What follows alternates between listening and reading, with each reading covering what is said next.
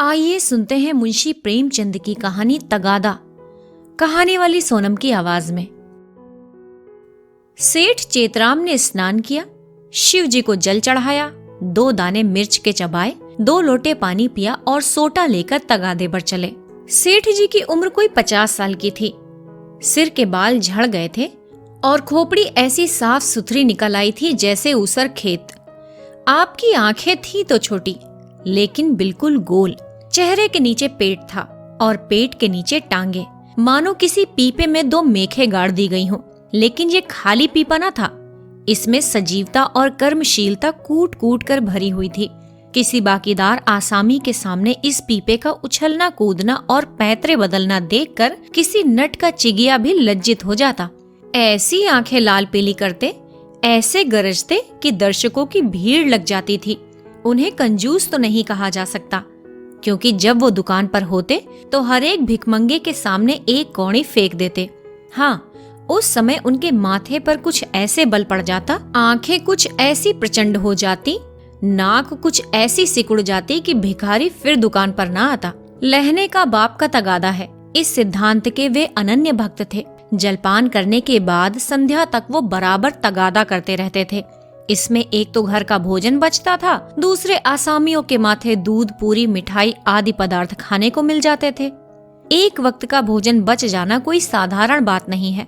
एक भोजन का एक आना भी रख लें तो केवल इसी मद में उन्होंने अपने 30 वर्षों के महाजनी जीवन में कोई 800 रुपए बचा लिए थे। फिर लौटते समय दूसरी बेला के लिए भी दूध, दही, तेल, तरकारी, उपले ईंधन मिल जाते थे।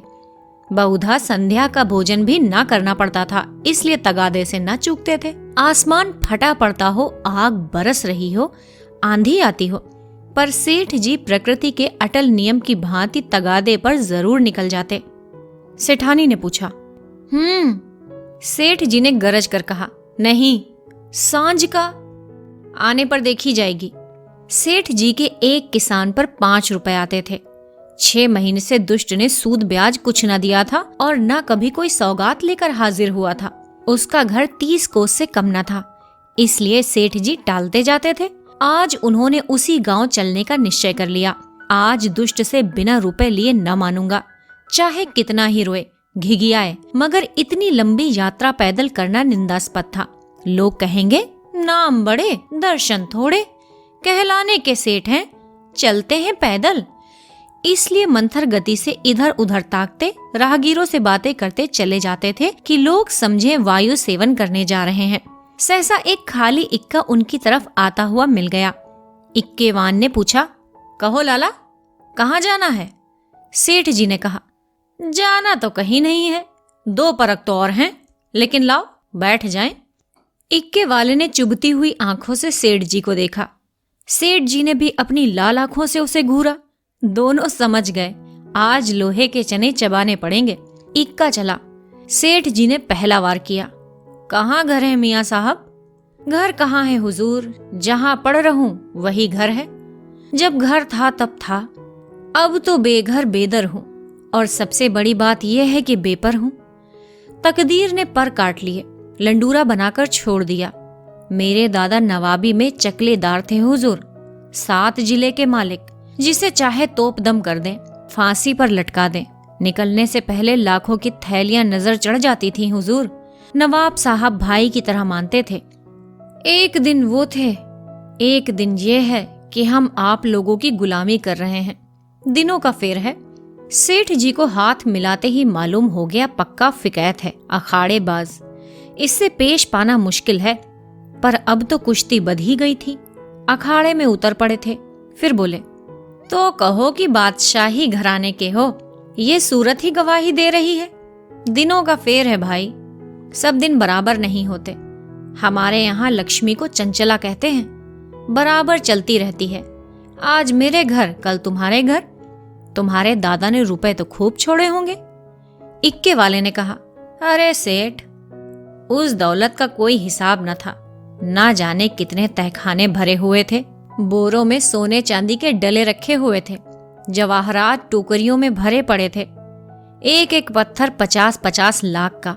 चमक दमक ऐसी थी कि चिराग मात खा जाए। मगर तकदीर भी तो कोई चीज है, इधर दादा का 40वां हुआ, उधर नवाबी बुर्द हुई। सारा खजाना लुट गया। छकड़ों पर लाद लाद कर लोग जवाहरात ले गए।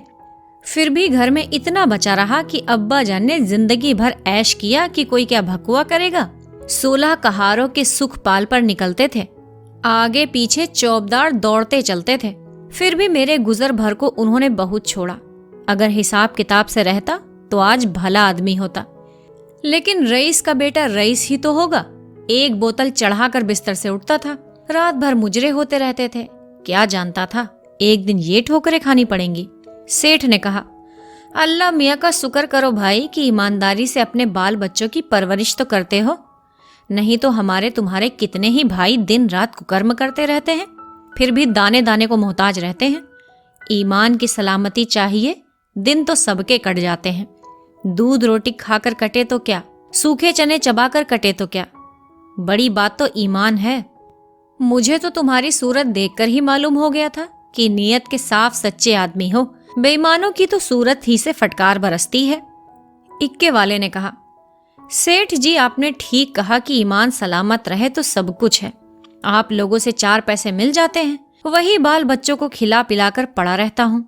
हुजूर और इक्के वालों को देखिए तो कोई किसी मर्ज से मुब्तिला है, कोई किसी मर्ज में। मैंने तौबा बोला, ऐसा काम ही क्यों करें कि मुसीबत में पड़ें। बड़ा कुनबा है हुजूर, माँ है, बच्चे हैं, कई बेवाएं हैं और कमाई यही इक्का है, फिर भी अल्लाह मियाँ किसी तरह निभाए जाते हैं। सेठ ने कहा, वो बड़ा कारसाज है खां साहब, तुम्हारी कमाई में हमेशा बरकत होगी। इक्के वाले ने कहा, आप लोगों की मेहरबानी चाहिए। सेठ जी तुमसे खूब भेंट हो गई। मैं इक्के वालों से बहुत घबराता हूँ, लेकिन अब मालूम हुआ अच्छे बुरे सभी जगह होते हैं। तुम्हारे जैसा सच्चा दीनदार आदमी मैंने देखा। कैसी साफ तबीयत पाई है तुमने, वाह। सेठ जी की ये लच्छेदार बातें सुनकर इक्के वाला समझ गया कि ये महाशय परले सिर के बैठकबाज हैं। ये सिर्फ मेरी तारीफ करके मुझे चकमा देना चाहते हैं। अब और किसी पहलू से अपना मतलब निकालना चाहिए। इनकी दया से तो कुछ ले मरना मुश्किल है, शायद इनसे भय से कुछ ले मरूं। फिर बोला, मगर लाला ये ना समझिएगा कि मैं जितना सीधा और नेक नजर आता हूँ उतना सीधा और नेक हूँ भी। नेकों के साथ नेक हूँ, लेकिन बुरों के साथ पक्का बदमाश हूँ। यूं कहिए कि आपकी जूतियां सीधी कर दूं, लेकिन किराए के मामले में किसी के साथ रियायत नहीं करता। रियायत करूं तो खाऊं क्या। सेठ जी ने समझा था इक्के वाले को हत्थे पर चढ़ा लिया, अब यात्रा निर्विघ्न और निशुल्क समाप्त हो जाएगी। लेकिन ये आलाप सुना तो कान खड़े हुए। फिर बोले, भाई रुपए पैसे के मामले में मैं भी किसी से रियायत नहीं करता, लेकिन कभी कभार जब यार दोस्तों का मामला आ पड़ता है तो झक मार कर दबना ही पड़ता है। तुम्हें भी कभी कभी बल खाना ही पड़ता होगा। दोस्तों से बेमुरव्वती तो नहीं की जाती। इक्के वाले ने रूखेपन से कहा, मैं किसी के साथ मुरव्वत नहीं करता। मुरव्वत का सबक तो उस्ताद ने पढ़ाया ही नहीं। एक ही चंडाल हूँ, मजाल क्या कि कोई एक पैसा दबा ले। घर वाली तक को मैं एक पैसा नहीं देता, दूसरों की तो बात ही क्या है। और इक्के वाले अपने महाजन की खुशामद करते हैं, उसके दरवाजे पर खड़े रहते हैं। यहाँ महाजनों को भी धता बताता हूँ, सब मेरे नाम को रोते हैं। रुपए लिए और साफ डकार गया। देखे अब कैसे वसूल करते हो बच्चा, नालिश करो, घर में धरा है जो ले लोगे। सेठ जी को मानो जूड़ी चढ़ाई। समझ गए ये शैतान बिना पैसा लिए न मानेगा। अगर ये जानते कि ये विपत्ति गले पड़ेगी तो भूल कर भी इक्के पर पांव न रखते। इतनी दूर पैदल चलने में कौन से पैर टूटे जाते थे। अगर रोज इसी तरह पैसे देने पड़े तो फिर लेन देन हो चुका। सेठ जी भक्त जीव थे। शिव जी को जल चढ़ाने में जब से होश संभाला है एक दिन भी नागा ना किया। क्या भक्त वत्सल शंकर भगवान इस अवसर पर मेरी सहायता न करेंगे। सेठ जी इष्ट देव का सुमिरन कर कर बोले, खां साहब और किसी से चाहो न दबो, पर पुलिस से तो दबना ही पड़ता होगा, वो तो किसी के सगे नहीं होते। इक्के वाले ने हंसकर कहा, कभी नहीं, उनसे उल्टे और कुछ न कुछ वसूल करता हूँ। जहाँ कोई शिकार मिला झट सस्ते भाड़े पर बैठाता हूँ और थाने पर पहुंचा देता हूँ। किराया भी मिल जाता है और इनाम भी। क्या मजाल की कोई बोल सके। लाइसन नहीं लिया आज तक, लाइसन। मजे से सदर में इक्का दौड़ाता फिरता हूँ, कोई साला चू तक नहीं करता। मेले ठेलों में अपनी खूब बनाती है, अच्छे अच्छे माल चुनकर कोतवाल पहुंचाता हूँ। वहां कौन किसी की दाल गलती है, जिसे चाहे रोक ले। 1 दिन, 2 दिन, 3 दिन, 20 बहाने हैं, कह दिया। शक था कि ये औरत भगाए लिए जाता था, फिर कौन बोल सकता है। साहब भी छोड़ना चाहे तो नहीं छोड़ सकते। मुझे सीधा ना समझिएगा, एक ही हूँ, सवारियों से पहले किराया तय नहीं करता।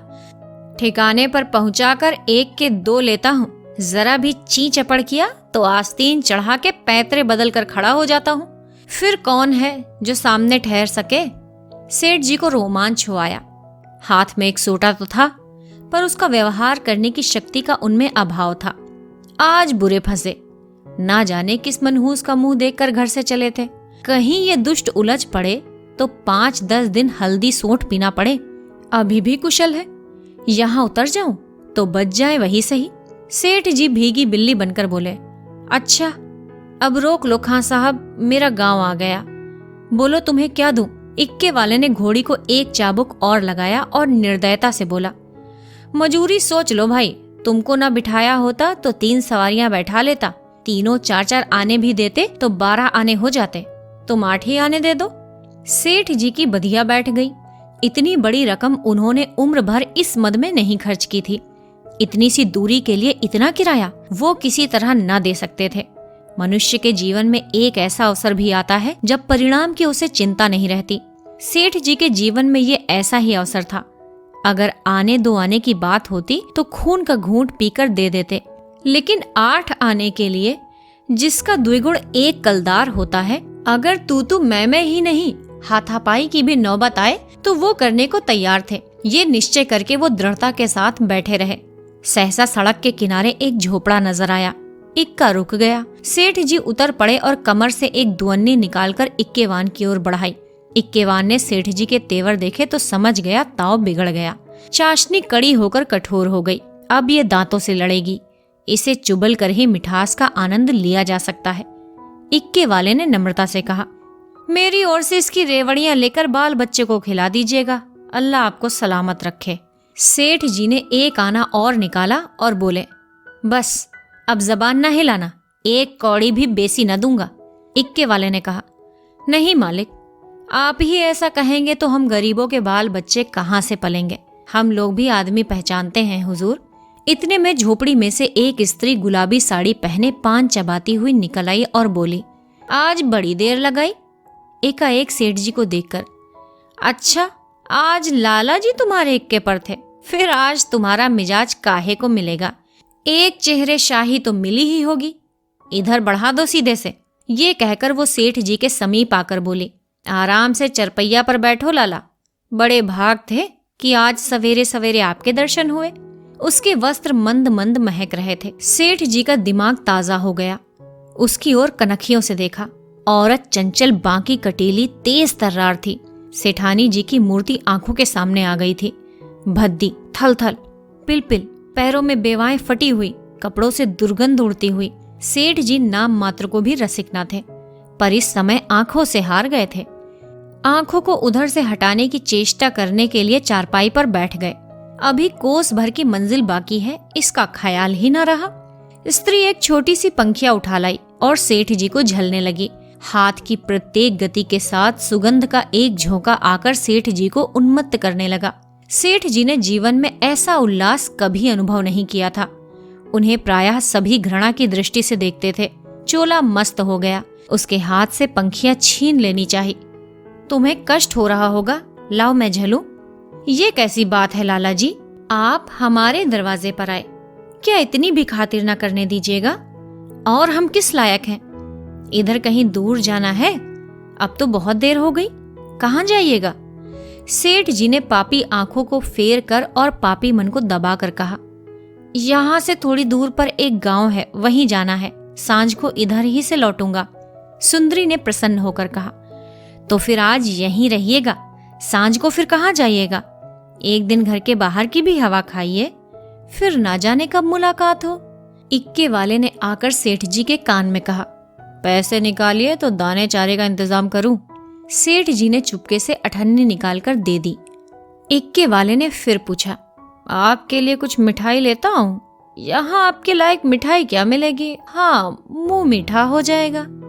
सेठ जी बोले, मेरे लिए कोई जरूरत नहीं, हाँ बच्चों के लिए 4 आने की मिठाई लिवाते आना। चवन्नी निकालकर सेठ जी ने उसके सामने ऐसे गर्व से फेंकी मानो इसकी उसके सामने कोई हकीकत नहीं है। सुंदरी के मुंह का भाव तो देखना चाहते थे पर डरते थे कि कहीं वो ये ना समझे लाला चवन्नी क्यों दे रहे हैं, मानो किसी को मोल ले रहे हैं। इक्के वाला चवन्नी उठाकर जा ही रहा था कि सुंदरी ने कहा, सेठ जी की चवन्नी लौटा दो, लपक कर उठा ली, शर्म नहीं आती। ये मुझसे रुपया ले लो, 8 आने की ताजी मिठाई बनवा कर लाओ। उसने रुपया निकाल कर फेंका। सेठ जी लाज के मारे गड़ गए। एक इक्केवान की भटियारिन जिसकी टके की भी औकात नहीं, इतनी खातिरदारी करे कि उनके लिए पूरा रुपया निकाल कर दे दे। भला ये कैसे सह सकते थे। सेठ जी बोले, नहीं नहीं, ये नहीं हो सकता, तुम अपना रुपया रख लो। रसिक आंखों को तृप्त करके बोले, मैं रुपया दिए देता हूँ, ये लो 8 आने की ले लेना। इक्केवान तो उधर मिठाई और दाना चारे की फिक्र में चला गया। इधर सुंदरी ने सेठ से कहा, वो तो अभी देर में आएगा लाला, तब तक पान तो खाओ। सेठ जी ने इधर उधर ताक कर कहा, यहां तो कोई तंबोली नहीं है।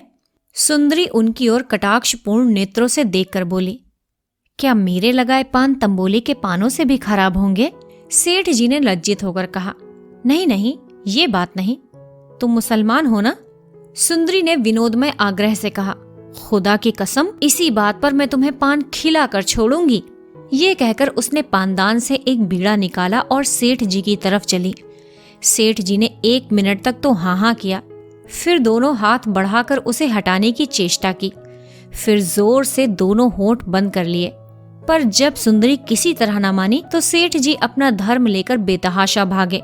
सोंटा वही चारपाई पर रह गया। 20 कदम पर जाकर रुक गए और हाँफ कर बोले, देखो, इस तरह किसी का धर्म नहीं लिया जाता। हम लोग तुम्हारा छुआ पानी भी पी ले तो धर्म भ्रष्ट हो जाए। सुंदरी ने फिर दौड़ाया। सेठ जी फिर भागे। इधर 50 वर्षों से उन्हें इस तरह भागने का अवसर न पड़ा था। धोती खिसक कर गिरने लगी, मगर इतना समय न था कि धोती बांध ले। बेचारे धर्म को कंधे पर रखे दौड़े चले जाते थे। न जाने कब कमर से रुपयों का बटुआ खिसक पड़ा। जब 50 कदम पर फिर रुके और धोती ऊपर उठाई तो बटुआ नदारद। पीछे फिर कर देखा, सुंदरी उन्हें लिए दिखा रही थी और इशारे से बुला रही थी, मगर सेठ जी को धर्म रुपयों से ज्यादा प्यारा था। 2-4 कदम चले फिर रुक गए। एकाएक धर्म बुद्धि ने डांट बताई, थोड़े रुपयों के लिए धर्म छोड़ देते हो? रुपए बहुत मिलेंगे, धर्म कहाँ मिलेगा? ये सोचते हुए वो अपनी राह चले। जैसे कोई कुत्ता झगड़ालू कुत्तों के बीच से आहत दुम दबाए भागा जाता हो और बार बार फिर कर देख लेता हो कि कहीं वो दुष्ट आ तो नहीं रहे हैं। आप सुन रहे थे मुंशी प्रेमचंद की कहानी तगादा, कहानी वाली सोनम की आवाज में। जल्द ही एक नई कहानी लेकर आपके सामने आएंगे। अगर आपको ये कहानी पसंद आई हो तो लाइक, शेयर और कमेंट कीजिए और जल्दी से इस चैनल को सब्सक्राइब कर लीजिए। प्लीज कमेंट जरूर कीजिए और प्लीज शेयर भी जरूर कीजिए। जल्दी ही मिलते हैं। धन्यवाद। मुंशी प्रेमचंद की कहानी तगादा, कथावाचक सोनम।